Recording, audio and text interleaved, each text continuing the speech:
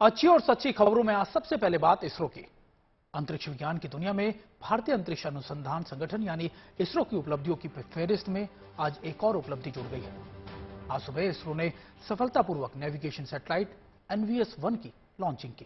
खास बात यह कि इससे हमारा नेविगेशन विद इंडियन कॉन्स्टलेशंस यानी नाविक सिस्टम और मजबूत होगा।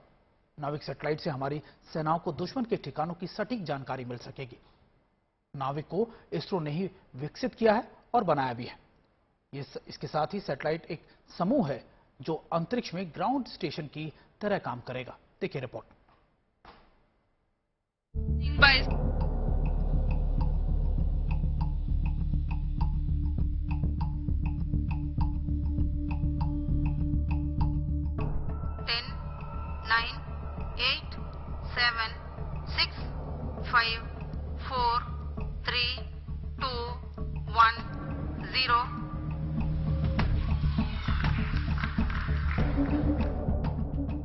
जैसे ही काउंटडाउन खत्म हुआ वैसे ही GSLV F-12 रॉकेट अपने मिशन के लिए निकल पड़ा। ये ताकतवर रॉकेट अपने साथ नए जमाने का नेविगेशन सैटेलाइट लेकर अंतरिक्ष की ओर रवाना हुआ, तो कंट्रोल रूम में बैठे भारतीय वैज्ञानिकों के चेहरे खुशी से खिल उठे और वहां मौजूद हर शख्स ने GSLV F-12 की सफल लॉन्चिंग पर तालियां बजाकर अपनी खुशी का इजहार किया।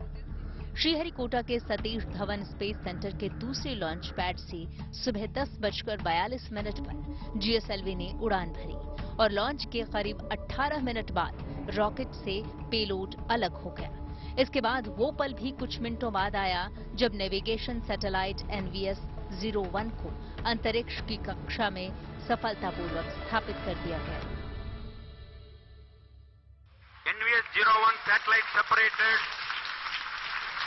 Satellite NVS-01 has been separated and placed into the intended orbit. NVS-01 mission accomplished. ये हम ऑनबोर्ड कैमरा की मदद से देख पा रहे हैं। NVS-1 को सफलतापूर्वक उद्दिष्ट कक्षा में अंतक्षेपित कर दिया गया है और इसके साथ ही यह मिशन सफल होता है।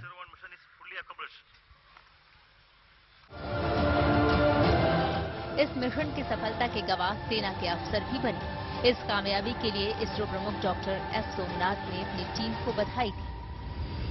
Congratulations for the excellent GSLV F-12 NVS-01 mission outcome. I'm very happy to announce the NVS-01 navigation satellite for the Navi constellation has been placed in the precise orbit by GSLV F-12 vehicle. Congratulations to the entire team ISRO for making this mission happen.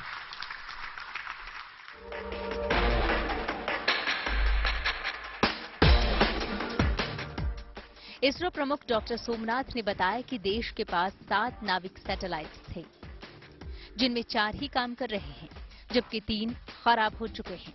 इसलिए 5 next generation नाविक satellites NVS को छोड़ने की तैयारी की। NVS-1 उनमें एक है जिसे आज अंतरिक्ष में भेजा गया।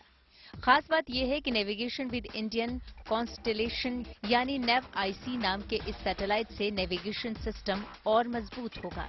साथ ही साथ नाविक सैटेलाइट से हमारी सेनाओं को दुश्मनों के ठिकानों की सटीक जानकारी भी मिलेगी। इतना ही नहीं, इस सैटेलाइट के साथ ही इसरो ने पहली बार स्वदेशी रूप से विकसित रुबिडियम परमाणु घड़ी को भी लॉन्च किया है। अभी ये सेकेंड जनरेशन का सैटेलाइट है which will go over there और इसका इंपॉर्टेंट एस्पेक्ट ये है कि इसमें एक रुबिडियम एटॉमिक क्लॉक है। ये सैटेलाइट का इंपॉर्टेंस ये है कि it will be used for positioning, navigation and timing और इस पे पहले बार इंडिया से तैयार हुआ एक रुबिडियम क्लॉक भी उस पे होगा और it's a very important aspect क्योंकि ये इंडिजिनसली मेड क्लॉक है और फॉर एक सैटेलाइट नेविगेशन सिस्टम के लिए एक एटॉमिक क्लॉक एक हार्ट जैसा है। So that is a very important significance of this launch.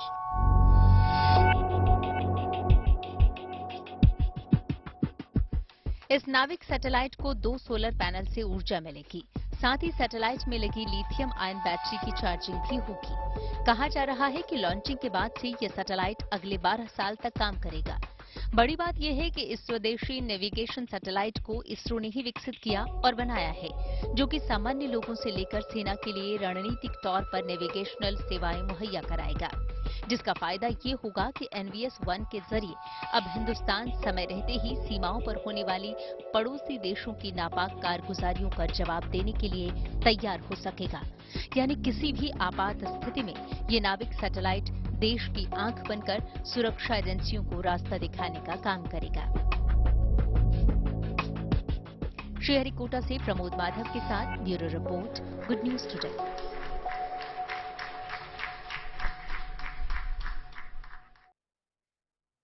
ISRO ने आज जिस नेविगेशन सैटेलाइट NVS-1 को अंतरिक्ष में सफलतापूर्वक स्थापित किया है, उसे अंतरिक्ष में पहुंचाने के लिए इसरो अपने ताकतवर रॉकेट JSLV का इस्तेमाल किया है। JSLV की 12वीं सफलतापूर्व उड़ान रही। ये रॉकेट कैसे काम करता है, देखिए हमारे सहयोगी प्रमोद राघव की ये रिपोर्ट। जो आप चीज आप मेरा पीछे देख रहे हैं, ये है एक मॉडल, स्केल मॉडल 1:20 आज का रॉकेट का है। ये है JSLV। ये एक 3 स्टेज रॉकेट है। पहला स्टेज यहाँ पे जो दिख रहे हैं, ये सॉलिड स्टेज, यहाँ पे लिक्विड है और दूसरा भी लिक्विड है, और ये क्रायोजेनिक स्टेज, और उसके ऊपर उसको बोलते हैं हीट शीट या पॉड, और उस पॉड के अंदर था एक satellite NAVIC-1 second generation navigation satellite है। और इस सैटेलाइट का इंपॉर्टेंट एस्पेक्ट यह है कि इसमें एक रुबिडियम एटॉमिक क्लॉक, इंडिया में बना हुआ इंडिजिनस रुबिडियम एटॉमिक क्लॉक भी है। और इसरो का डायरेक्टर सोमनाथ हमसे बोला कि चेयरमैन ने बोला कि it's a very important aspect, क्योंकि अभी इस सैटेलाइट को यूज कर पोजीशनिंग, टाइमिंग और नेविगेशन को बहुत ही एक्यूरेट 3 मीटर्स डिफरेंस में वो कर सकते हैं। और एक नया, ये भी एक नया लॉन्च है, और इस कॉन्स्टलेशन में लगभग 7 सैटेलाइट होना पड़ेगा। अभी वो एक के बाद एक वो अभी भेज रहे हैं। वीडियो दिविन के साथ Pramod Madhav. Navigation satellite NVS-1 की सफलतापूर्व लॉन्चिंग के मौके पर इसरो चीफ सोमनाथ ने एक और खुशखबरी दी है। ये खुशखबरी है चंद्रयान 3 को लेकर, जिसका इंतजार अब खत्म होने वाला है। ISRO chief doctor S Somnath ने बताया कि इस साल ही जुलाई के महीने में चंद्रयान 3 लॉन्च किया जाएगा। हालांकि उन्होंने कोई तारीख नहीं बताई, लेकिन माना जा रहा है कि इसको जल्द ही तारीख का ऐलान भी कर दिया जाएगा। इस बारे में हमारे सहयोगी प्रमोद माधव ने इसरो चीफ से खास बातचीत की। Chandrayaan 3 is already getting ready for launch this coming July. Our target is to launch in July itself, and because there is a given slot which will make it possible, so we are working towards that. Everything is getting ready. I don't find any problem for it. This time we are going to surely land, because we have done all what corrections that we can think of and do of has been done, and all simulations to make sure that things that can go wrong are addressed.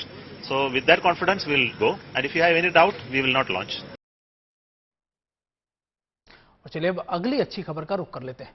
प्रदूषण की बढ़ती समस्या को देखते हुए दुनिया के ज्यादातर देश ग्रीन एनर्जी का इस्तेमाल कर रहे हैं और इस पर जोर भी दे रहे हैं। भारत में भी इस दिशा में तेजी से काम किया जा रहा है। देश की आर्थिक राजधानी मुंबई में वेस्टर्न रेलवे की ओर से एक नई पहल की गई है, जिसके तहत खार और नौगांव रेलवे स्टेशन पर मिनी पावर चक्कियां लगाई जा रही हैं, जो कि 1 किलोवाट से लेकर 10 किलोवाट के बीच बिजली पैदा कर सकती हैं। हालांकि अभी से पायलट प्रोजेक्ट के तौर पर शुरू किया गया है, और अगर ये प्रयोग सफल रहा तो इसका विस्तार भी किया जाएगा, ताकि बिजली की जरूरत को पूरा करने में मदद मिल सके।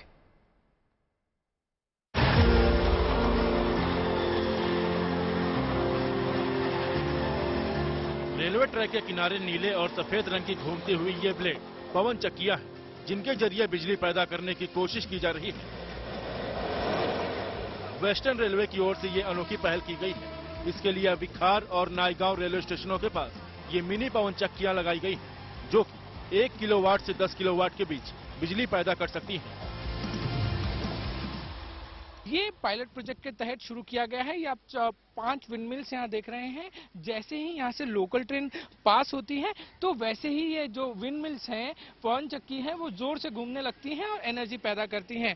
तकरीबन प्रतिदिन 24 घंटे में 1 किलोवाट से लेकर 10 किलोवाट के बीच जो है वो इन विंडमिल्स में से जो बिजली है वो पैदा होती है। इससे सबसे महत्वपूर्ण बात और सबसे उपयोगी बात ये होगी कि ये जो भी बिजली बनेगी वो सारी बिजली जो है वो रेलवे को इस्तेमाल करने के लिए मिलेगी और बेहद ही कम दामों में मिलेगी। 5 वर्टिकल पिलर पर लगी ये पवन चक्कियां तब चलती हैं जब कोई ट्रेन गुजरती है तो ये नीले सफेद प्लेट रोटर शाफ्ट के माध्यम से चलने लगते हैं और बिजली पैदा करते हैं। हालांकि अभी ये एक पायलट प्रोजेक्ट है जिसके तहत खार और नायगांव रेलवे स्टेशनों पर रेलवे ट्रैक के किनारे ये मिनी पवन चक्कियां लगी हैं। इनकी सफलता को देखने के बाद इनका विस्तार किया जा सकता है। पायलट प्रोजेक्ट के तहत अभी जो है वो एक खार स्टेशन जहां पे हम खड़े हैं वहां पे शुरू किया गया है ये पूरा प्रोजेक्ट और एक नायगांव स्टेशन के पास खड़ा किया है। 6 महीने तक तकरीबन इस पूरे प्रोजेक्ट को देखा जाएगा, समझा जाएगा और क्या इसके रिजल्ट्स आते हैं वो वेस्टर्न रेलवे के अधिकारियों और सरकार द्वारा देखा जाएगा और उसके बाद जो है इस पायलट प्रोजेक्ट को मेन प्रोजेक्ट के तहत बदला जाएगा। और मुंबई में बाकी भी ऐसे बहुत सारे स्टेशन हैं जहां पर इस विंड मिल्स को जल्द ही लगाने की जो प्रयत्न है, जो कोशिश है वो की जाएगी।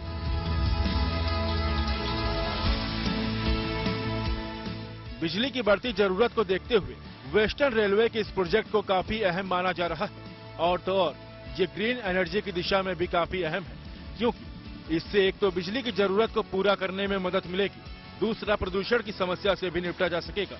इसके अलावा भी पर्यावरण को कम नुकसान पहुंचाने वाले दूसरे विकल्पों को देश में तेजी से विकसित किया जा रहा है, जिनमें सोलर एनर्जी भी शामिल है, जिसका इस्तेमाल बीते कुछ सालों में तेजी से बढ़ा है और वेस्टर्न रेलवे ने भी पर्यावरण के हित को देखते हुए ये जरूरी कदम उठाए। मुंबई में इस तरह के प्रोजेक्ट्स बेहद महत्वपूर्ण किरदार निभाएंगे। अभी के लिए पायलट प्रोजेक्ट के तहत इस प्रोजेक्ट को शुरू किया गया है। आने वाले दिनों में जब पायलट प्रोजेक्ट से मेन प्रोजेक्ट जाने की बारी आएगी, इसमें जितना भी प्रोजेक्ट में चीजें लगी हैं उसको देखा जाएगा, उसके रिजल्ट्स देखे जाएंगे और उसके बाद पायलट प्रोजेक्ट को मेन प्रोजेक्ट में बदला जाएगा। कैमरामैन सिद्धेश के साथ पारस दामा, गुड न्यूज टुडे।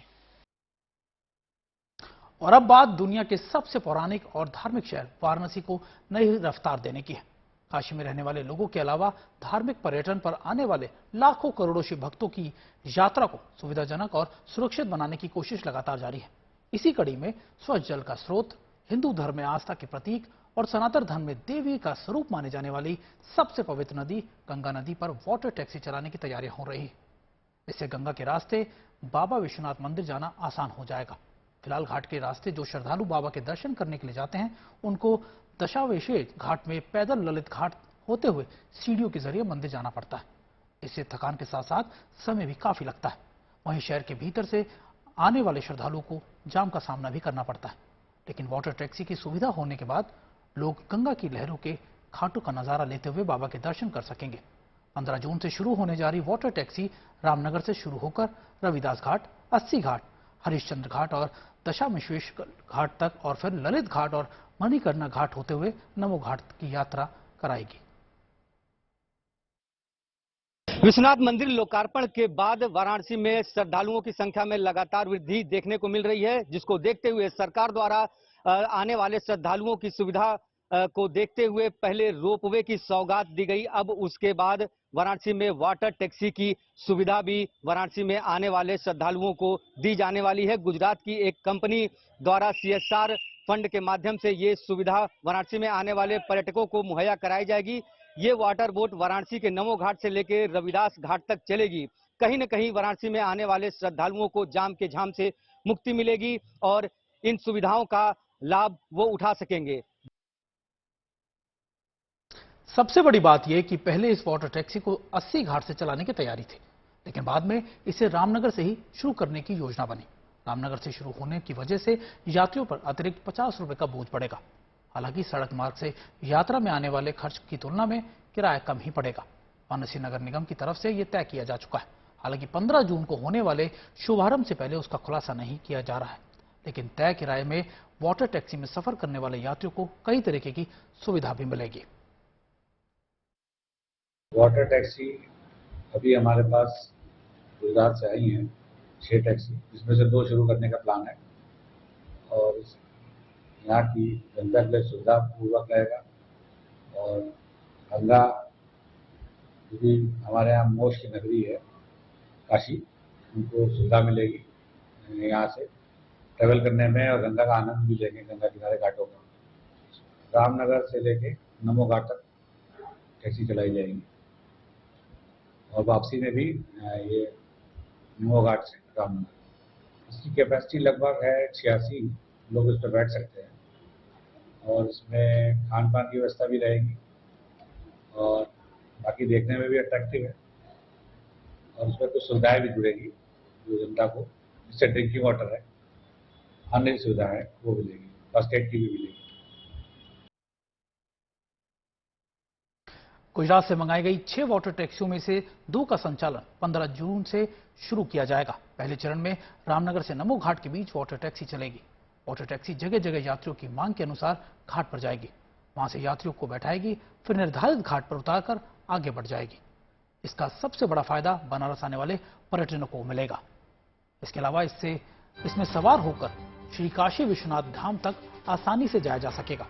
नई व्यवस्था से शहर में जाम की समस्या कम होगी। पर्यटन का या काशी वासियों का वाटर टैक्सी के जरिए एक ही दिन में अलग अलग घाट जा पाना आसान हो जाएगा।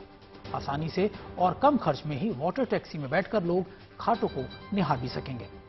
इसके अलावा लंबा रूट होने के बावजूद पर्यटक या शहर के वासी आसानी से गंगा की सैर कर सकेंगे। इससे ये बात साफ है कि काशी में यातायात के इस आधुनिक संसाधन की वजह से पर्यटन को भी बढ़ावा मिलेगा। इसके अलावा पौराणिक शहर वाराणसी की कला, धर्म और संस्कृति की झलक भी देखने को मिलेगी। वाटर टैक्सी से संचालन से जुड़ने वाले लोगों को रोजगार भी मिलेगा। वाराणसी में गंगा की लहरों पर नाव की सवारी का आनंद ही कुछ और है। नाव में बैठकर घाटों को निहारने की चाहत यहां आने वाले हर शख्स की होती है। यहां आने वाले पर्यटक अब इसका आनंद आसानी से और कम खर्च में उठा सकेंगे। आगे बढ़ते हैं, चलिए आपको बताते हैं कि अब रुख देवनगरी उत्तराखंड का करते हैं, जहां आस्था का उत्सव और उल्लास जारी है। चारधाम यात्रा में श्रद्धालुओं की भारी भीड़ उमड़ रही है।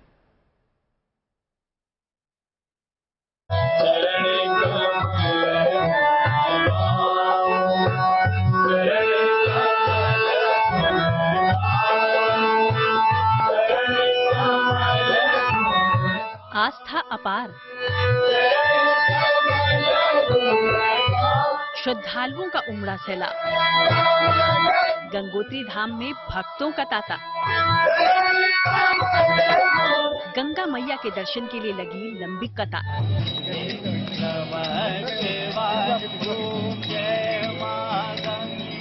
हर दिन करीब 10 से 12 हजार तीर्थयात्री गंगा मैया के दर्शन करने के लिए गंगोत्री धाम पहुंच रहे हैं।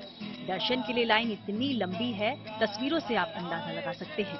लंबी लाइन और दर्शन के लिए इंतजार के बावजूद भक्तों का जोश भारी है। गंगोत्री धाम है ये, आस्था के कई रंग यहाँ पर देखने को मिल रहे हैं। यहाँ पर जो है हर श्रद्धालु जो है श्रद्धा से ओतप्रोत है, इंतजार कर रहा है अपनी बारी की कि किसी तरीके से वो गंगा मैया के दर्शन कर पाए, क्योंकि बहुत लंबी लाइन लगी है। लेकिन आस्था के सामने सब कुछ फीका नजर आ रहा है। इतनी भारी संख्या में आने वाले श्रद्धालुओं के इंतजाम के लिए मंदिर समिति के लोगों के साथ प्रशासन भी मुस्तैद है। श्रद्धालुओं के लिए अच्छी व्यवस्था की गई है। युवा पुरोहितों का एक समूह सुबह शाम तीर्थयात्रियों को भजन भी सुनाता है।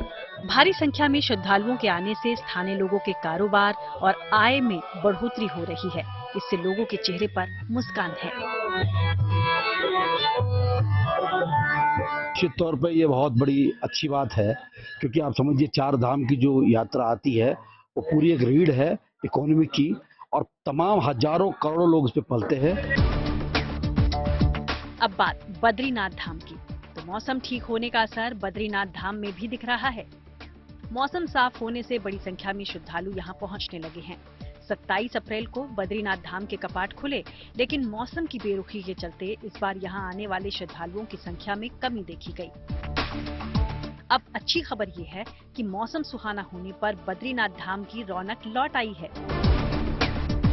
एक महीने में करीब 4.5 लाख श्रद्धालु यहां पहुंच चुके हैं।